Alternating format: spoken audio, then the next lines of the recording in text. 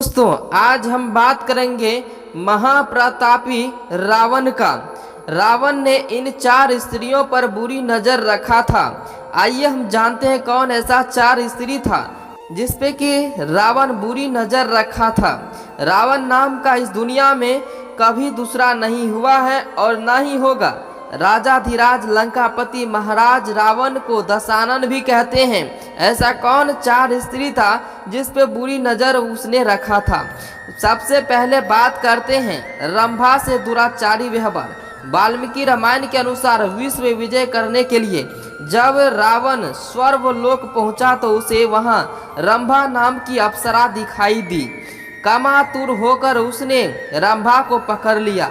तब अप्सरा रंभा ने कहा कि आप मुझे इस तरह से स्पर्श ना करें, मैं आपके बड़े भाई कुबेर के बेटे नल कुबेर के लिए आरक्षित हूँ, इसलिए मैं आपकी पुत्र वधू के समान हूँ।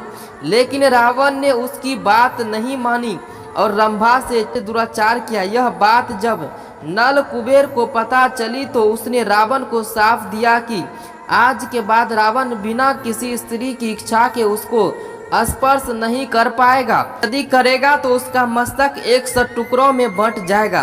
दूसरे स्त्री की बात करते हैं तपस्विनी पर बुरी नजर। एक बार रावण अपने पुष्पक विमान से किसी स्थान विशेष पर जा रहा था। तभी उसे एक सुंदर स्त्री दिखाई दी जो भगवान विष्णु को पति रूप में पाने के लिए तपस्या कर रही थी। ऐसे में रावण ने उसके बाल पकड़े और अपने साथ चलने को कहा। उस तपस्विनी ने उसी क्षण अपनी देह त्याग दी और रावण को साफ दिया कि एक स्त्री के कारण ही तेरी मृत्यु होगी। अगले पन्ने की बात करते हैं तीसरा माया पर बुरी नजर। रावण ने अपनी पत्नी की बड़ी बहन माया पर भी वायस्नोक्त हुआ था। माया के पति वैजयंतपुर के संभर राजा थे। एक दिन रावण संभर के यहाँ गया। वहाँ रावण ने माया को अपनी बातों में फंसाने का प्रयास किया।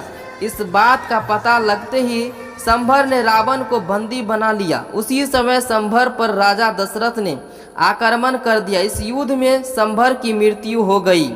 जब माया सती होने लगी तो रावण ने उसे अपने साथ चलने को कहा। तब माया ने कहा कि तुमने वत्सनायुक्त होकर मेरा सतीत्व भंग करने का प्रयास किया, इसलिए मेरे पति की मृत्यु हो गई, अतः तुम्हारी मृत्यु भी इसी कारण होगी। अंत में माता सीता है। भगवान श्री राम की पत्नी सीता का हरण करना तो जगत प्रसिद्ध ही है। भगवान राम की अर्धांगिनी माँ सीता को पंचवटी के पास लंकाधिपति रावण ने अपहरण करके 2 वर्ष तक अपनी कैद में रखा था। लेकिन इस कैद के दौरान रावण ने माता सीता को छुआ तक नहीं था। इसका कारण रंभा द्वारा दिया गया शाप था।